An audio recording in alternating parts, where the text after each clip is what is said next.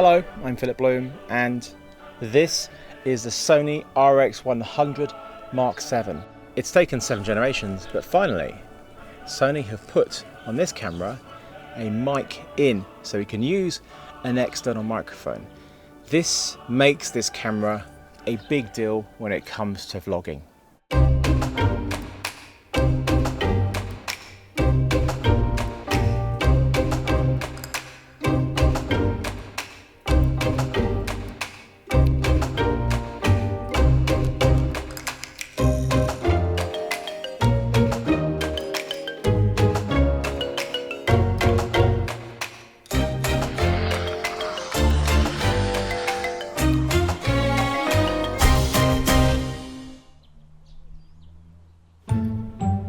Are you a vlogger?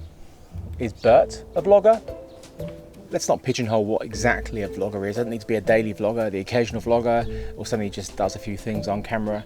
Does it make sense for you to have a specific camera for this task?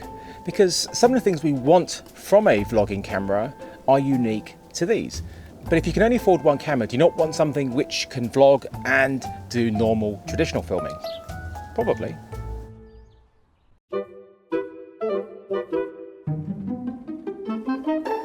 How about a camera with good autofocus?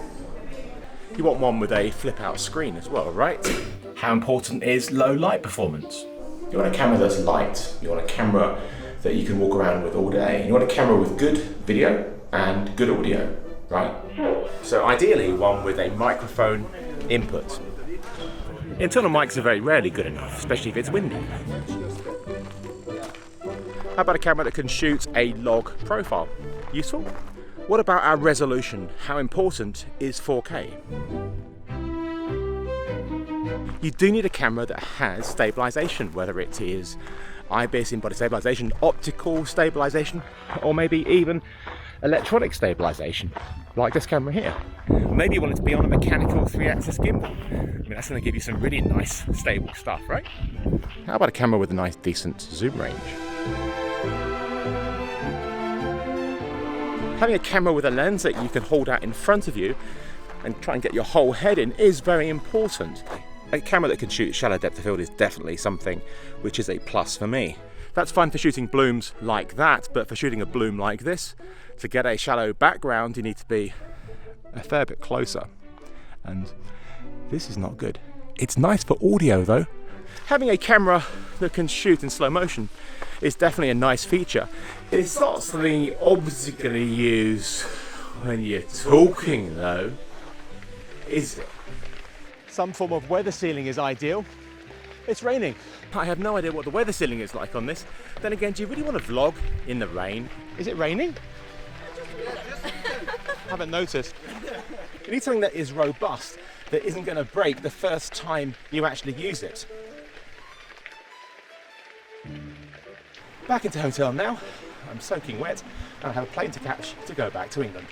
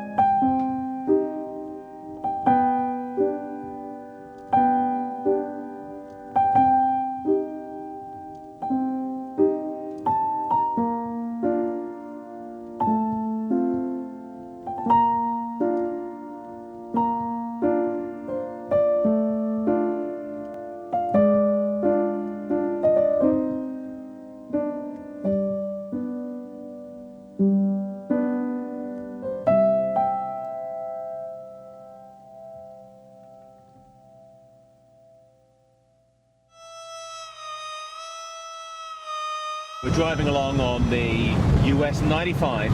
Only one thing is I forgot to put any petrol/gas into the car. Since about 2008, I've done a number of vlogs. Joe, you can start pushing, mate. Only 6.2 miles to go. You've done 5 meters. That's good. It's good. It's not good. Come on, almost there, man. Almost there. Look, look, look, it's there. They've always been when I've been away from home doing something interesting. We're here for some chicken shit bingo. The chicken's gonna have the shit and we're gonna win some money. You stand in line and you pay your money, they give you a number, you don't get to pick your number. And then if the chicken goes on and craps on the number, you win the pot. You're using a 60D. That's kind of crazy. It's a 1DC. I figured. There must be something in there, some chemical that makes me have to go there. I have to go get Starbucks. I have to go get Starbucks. I have to go get Starbucks. I've used the Sony RX100 Mark IV and Mark V a number of times. The lack of a mic input has been a huge issue. Plus the stabilization in 4K has not been very good at all. In fact, I've ended up shooting HD just to get something vaguely usable. Welcome. Thank you. That's 250 kilograms. That is amazing. This one is 600 kilograms. Good luck. Yeah. So where are we going? We're going to the Tiger's Nest today. Where is that? The holiest of place Where? in the eastern Himalaya. Way up there. What, that? See my finger? What, that? So how are you getting up there? We walk. We hike up. No, seriously. Beautiful spot. Very nice. I think London's prettier, but, you know, I'm biased. You should come to London. I think if you went to somewhere like Peckham or Tooting, it has something very similar, very beautiful. There's many times you'll go to places where they won't let you take a camera in with you, especially one with interchangeable lenses. But even a small camera, they'll stop you. But very rarely will people say you can't bring your phone in with you. Welcome to Starbucks. What can I get started for you today? Hello, can I have a venti quad skinny cappuccino, please? A venti soy? No, venti 4-shot skinny cappuccino. A venti cappuccino? I'm sorry. Yeah, venti cappuccino. A skinny cap. You want a non-fat then? Yeah, non-fat and 4 shots. So 2 extra shots, please. And 4 shots? 4 shots, please. Okay. All right, well, that completes your order. That's it, thank you. It's my thick English accent is impossible to decipher for Americans. So sometimes I just have to speak American. I like a venti quad skinny cappuccino, please. The reason why I've been looking for a vlogging camera is not to do vlogs, but to do stuff on camera whenever I'm making videos about new gear.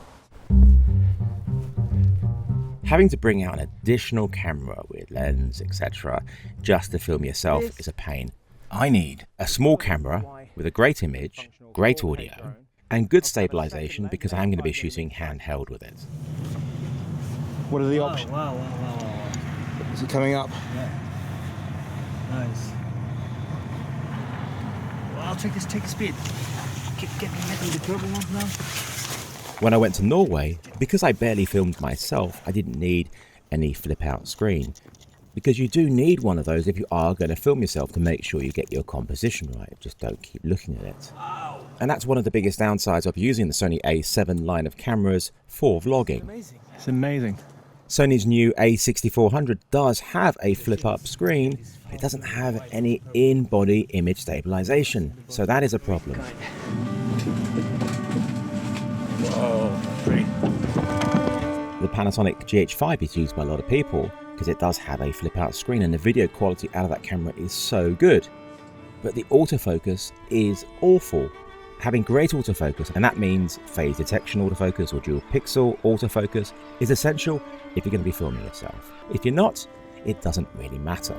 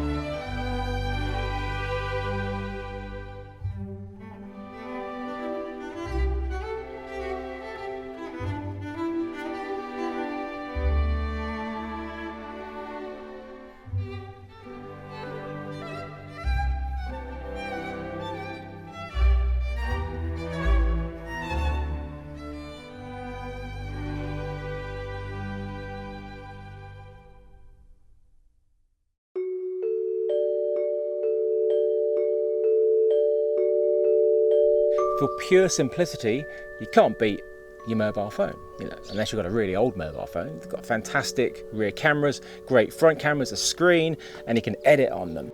The next step up in terms of pure simplicity for vlogging is probably going to be, an action camera, like this GoPro or the Osmo Action. And the Osmo Action does have this front screen, so I can see myself, although it does have a massive lag. The quality is okay. I mean, it's not bad.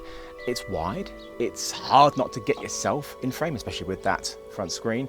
And if you add on an external microphone, you get past the awful internal audio issue. So there's a lot to be said about them, but you are stuck with just that wide angle. And low light performance is pretty atrocious in all of them.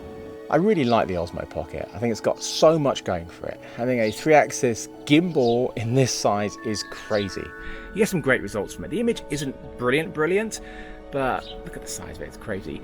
The audio isn't great, but you can get an external adapter for it, and then with a little rig, put on your Rode Video Micro and away you go. But you are fixed at this focal length, of course, so that is the one downside. It does do 4K 60p though, not bad. This is the Sony NX80, good old-fashioned video camera, a camcorder, one of these handy cam type things. And I really love these style of cameras because they're actually very handy. When I did my first Skiathos Cats documentary, I used the C200 and got some amazing results. But when I went back to do my follow-up series, I needed something a bit easier to run around with, and because I was going to film myself, something much lighter, and that's why I looked at this camera and picked this up, and I love the results. It's not always picture perfect, sun. The storm's here. I'm trying to make sure, she's cope without me. I just want to make sure that she stays dry. I care a lot about her. Having all the features of a video camera helped a lot. ND filters, great audio with an XLR add-on. It really warmed to me, and me to them. And of course, I named them. That's Jim, or Jimmy on the left, and on the right, that's Marley. Your name is now Charlie. Charlie the Cuddle Bucket. You're very cute. I'm going to call you Tim. Tiny Tim. It has a flippy screen, it has log, it does 4K, it does slow motion in HD up to 100 frames a second in PAL. It has a long lens, which is really useful, optical long lens all built into it, a 1-inch sensor, and the autofocus is really good. I did have other cameras, I had GoPros and the A7 III and A7R III, but this was my main camera. The downsides are it's not super wide. This is as wide as it goes, a full stretch of my arm. It's about 24mm equivalent, I think. If you do want to go wider, you could get a wide angle adapter. I don't think they're very good. Or you could put it on a selfie stick, but it isn't that light and it will get a lot heavier if you're going to hold it out on one of those.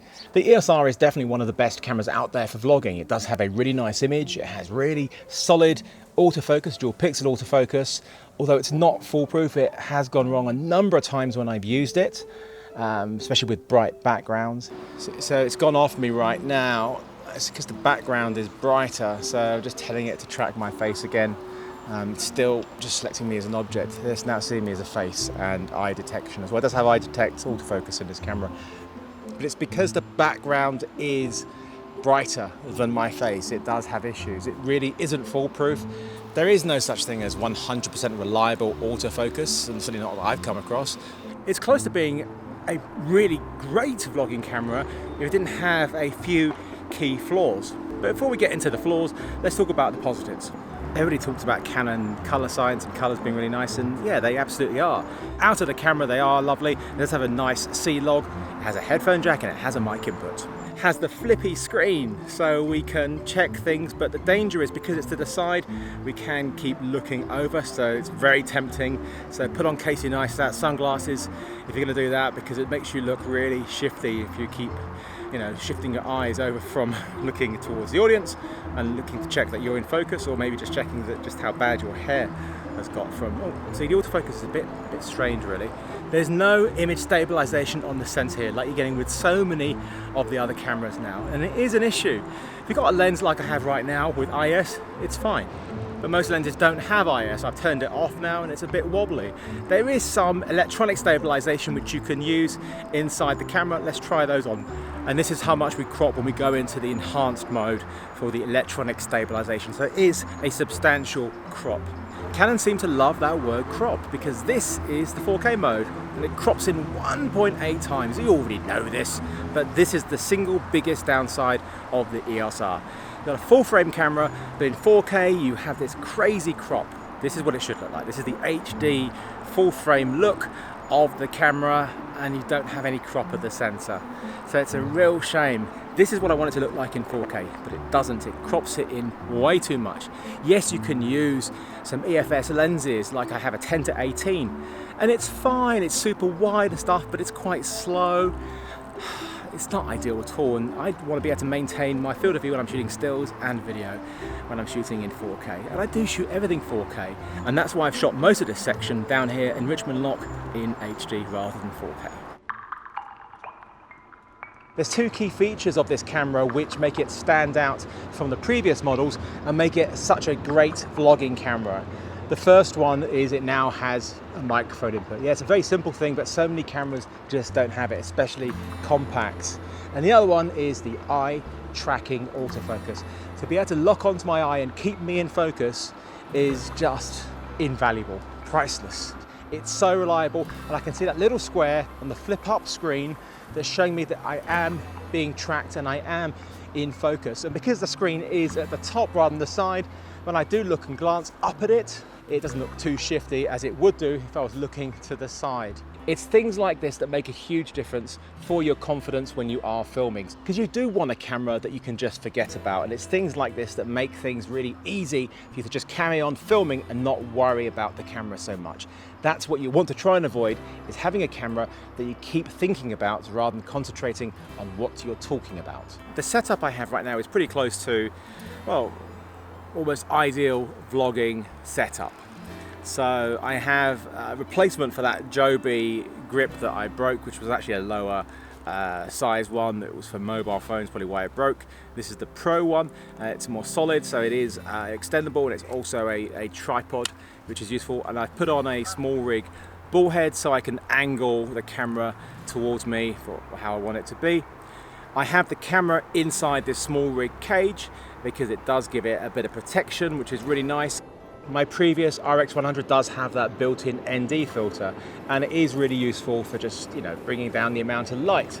But you still did need an external ND. You don't want to have your high shutter speed because it just looks weird. I know people like Jesse Driftwood. Jesse, get yourself an ND filter, have all that fast shutter speed stuff, but he knows that he should be using an ND filter. It's just easier not to, but it doesn't look as good. So I do have one on right now. So it's a little magnetic attachment here, and then we stick on a filter thread, which is 55 millimeters. So yeah, it's not ideal. I've noticed this gets knocked off quite a few times. So the Sony one, I think, is slightly better because it's a clip as opposed to a magnet, so it doesn't fall off like this one does. But of course, the Sony one is more expensive. I do like that little Sony arm, but this is a much more professional setup with the small rig cage, so I am able to put on a hot shoe here. It's a hot shoe extension from small rig, and I stuck on the bottom of it another hot shoe. Well, it's not a hot shoe, it's a cold shoe because there's no power to it. And I'll explain why in a second. Now the cage, does it get in the way of the screen? A little bit, probably about 10 to 15% at the bottom, maybe 10%. So it's not massive, it's not ideal, but I can live with it for the advantages I get. And we have a nice grip as well. And it solves that problem of never being able to get the door open to remove your battery or your card without having to unscrew whatever you've got on there, whether it's a tripod plate or you know, a Gorilla Pod or a stick like this. You can actually open this door and remove the battery, change the battery, and change your card. So I thought it might add a bit too much weight, but it doesn't, so I definitely think this is a very sensible way to go. The unfortunately essential USB battery pack is bunged on here with Think Tank whips, just so you can go into here with a right angle micro USB connector. When it is plugged in, it won't charge the camera, it'll just keep it powered up. For it to charge the camera, you need to turn it off. It's just something else you need to put on here, but it's the only practical solution. It may only have a 1-inch sensor, but that sensor is still bigger than what I used to have on my old beta cams.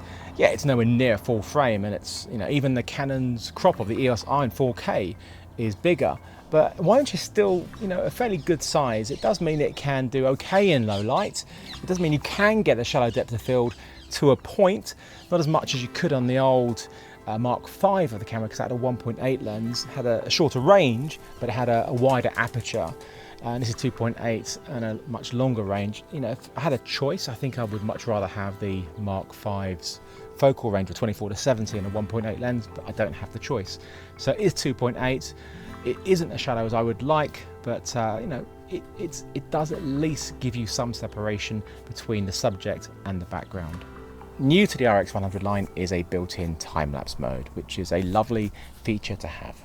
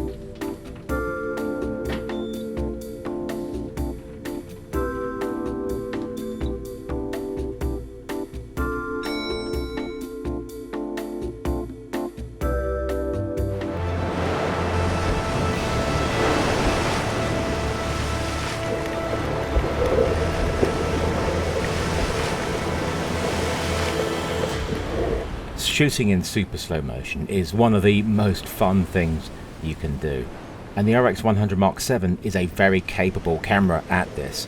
And this was using the Mark IV, and although I don't recommend using the shoot time priority mode or the higher frame rate of 480 frames per second or 500, it worked really well here. You get a lot of line skipping in this mode, but because there's no real hard lines and it's all very soft and curvy, the water, you can get away with it.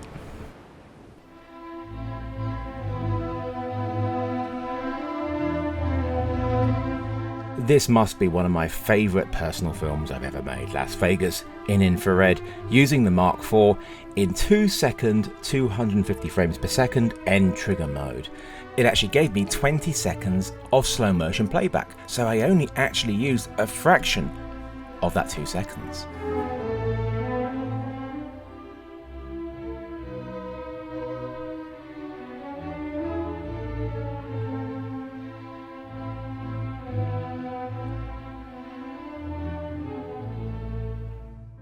We had a 2-second buffer on the Mark IV, and I think on the 6 and on this one we have 4 seconds. We can have longer, but if you go on the quality mode you get 4 seconds, which is really all you need. Start trigger is what I call like the directed mode. As soon as you hit record, it records those 4 seconds and then lays it onto the card, which does take a while.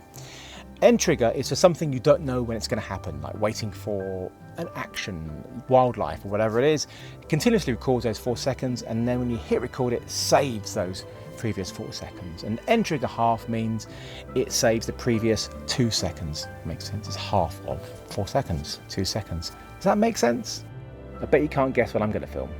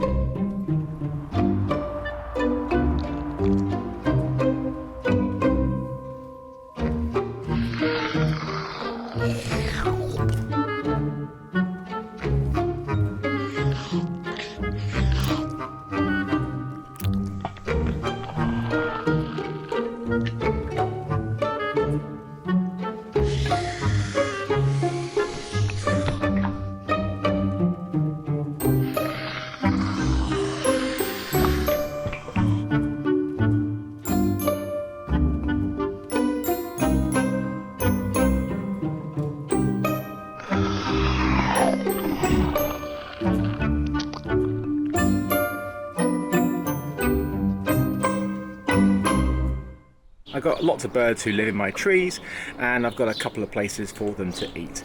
So some nice birds flying and landing and type stuff. Right in front of the bird table is the RX100 VII, and it's got a little battery attached to it on a sort of tripod, and it is connected to my phone via the Imaging Edge app, and I can trigger it from my phone. So I'm going to sit down and wait and watch. So it's constantly buffering right now. In fact, it's been constantly buffering about 45 minutes and nothing has happened, which is a little bit frustrating. And then when I see something, hit record and it will save those previous 2 seconds. So I'm going to sit down, if Jim will let me, and just watch the birds, watch the phone, and try and get some nice shots. I can hear a few birds in the trees.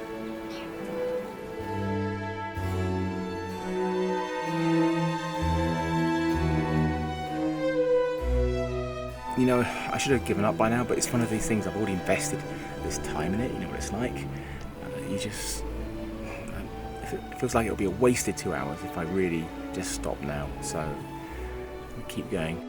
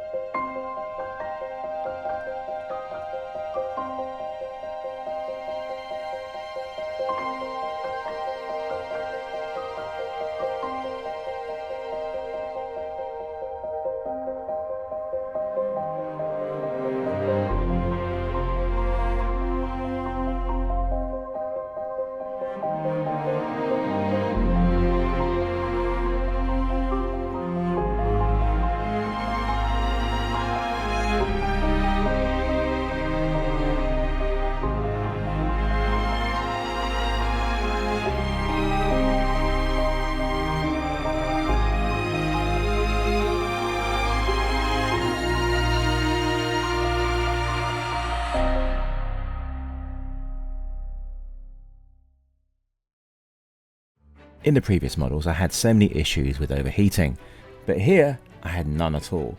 For the bird section I was continually buffering for hours upon hours in the sun, no problems whatsoever. I also did a test to see how long I could record for before it overheated. What surprised me was it didn't stop at 5 minutes, because in the previous models that's as long as you could record for and it would stop and you had to start a new clip. But it seems the Mark VII doesn't have that issue.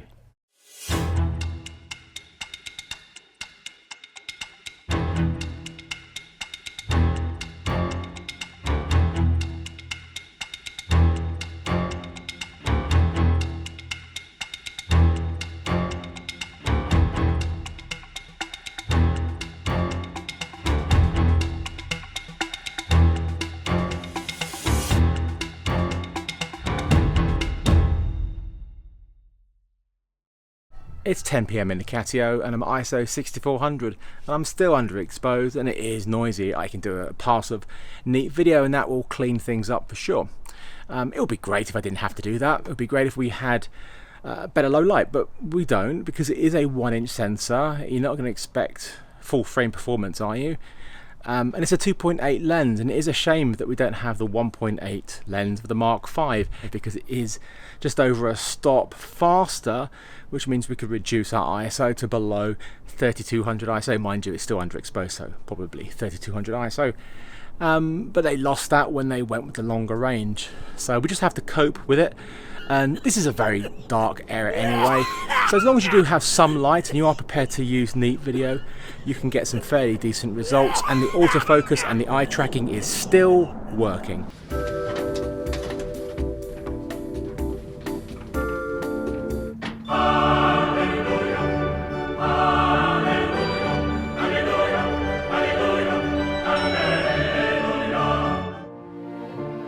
As I've already mentioned before, having a mic input transforms this camera. And if you've been paying attention, you'll have noticed that at times I've had 2 separate sources into it, even though there's only one input. This is a very easy thing to do, and you can do it with any camera that has a 3.5mm stereo input. You need to get a male stereo 3.5mm jack to 2 female 3.5mm mono plugs, like £3 or £4 from Amazon. Not a headphone splitter. They have to be mono plugs. You then plug in your separate sources into each of the plugs. You can't individually set the levels of each channel, so set the level for the loudest one to make sure it doesn't overmodulate. And it's a nice cheap way of being able to get 2 separate audio tracks on any camera that you've got with a 3.5mm stereo input. One thing you need to be really careful of when using an external microphone, I'm using the Rode Video Micro right now, are the levels when you take the microphone out and you just go back to internal mics. So let's unplug the microphone now. We're still set to 6, but now on the internal microphones we need to have that a lot higher. So let's bring it up to a much more solid level, about here, 22, 21, 22 is a good level, which is fine, but you just need to remember to do this every time you remove your external mic, unless you have a mic which has the ability to do a decibel drop. And of course, when you want to plug the microphone back in, you are really, really high. There is no auto levels or limiters within the RX100 or any of the other A7 Sony cameras that I've used. So just be mindful of your levels and how different they're going to be for an internal microphone and an external microphone. I'm monitoring the audio of the Sony A7 III of me. I've got the Rode Wireless Go microphone set that I'm using, and this is with the SmartLav Plus.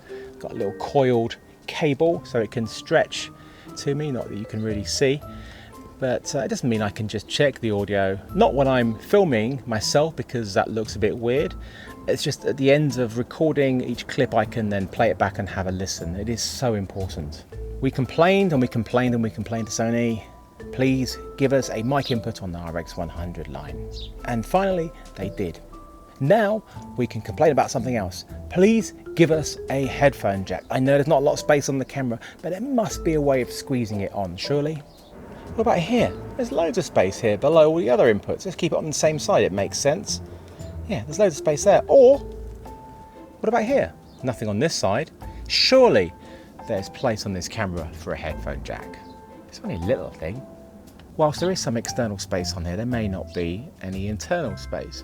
In which case they could make the mic input a dual purpose socket, so it could work as a mic input, but also if you plug in headphones, it could work as headphones. So that could work fine. All I want is to be able to just check my audio after I've recorded something, so I know that it's good. If you are vlogging, you're not going to have your headphones in, so I don't mind having this as a dual purpose socket. I have concentrated on the video, of course, because that's what I do, but I do love taking photos as well. It takes great stills. I'm not going to go into the whole in-depth of that, but it does have that great eye tracking autofocus for both humans and cats. If I took this out and used just this camera and nothing else, the key thing that I would miss will be that ability to get some really nice shallow depth of field. I have been able to achieve this at times, but that is mostly using the macro function or the long end of the lens. And that's what you need to think about if you're looking at this as your only camera. It's incredibly capable at everything, just not that. So there you go. I think this is, for now, the best vlogging camera you can get. Not perfect, but